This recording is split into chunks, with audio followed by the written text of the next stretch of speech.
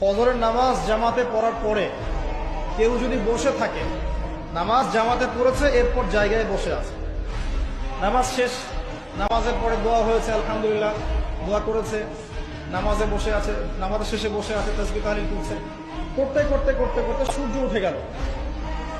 সূর্যটা উঠে যাওয়ার পরে সেই ব্যক্তি যদি 2 রাকাত নফল নামাজ পড়ে, যেটাকে আমরা ইশরাকের নামাজ বলি, এটা পড়ে যদি বাসায় ফিরে যায়, আল্লাহ রসুল বলছেন সাল্লাল্লাহু আলাইহি ওয়াসাল্লাম, তার আমল নামায় একটা কবুল হজ, একটা কবুল উমরার নেকি দেওয়া হবে।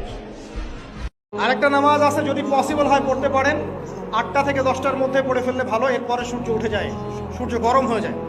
সেটা হলো আপনার এই চাশতের নামাজ, যেটাকে আমরা বলি সলাতুদ দুহা, চাশতের নামাজ।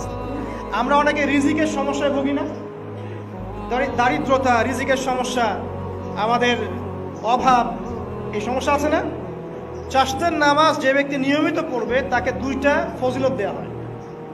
কয়টা ফজিলত?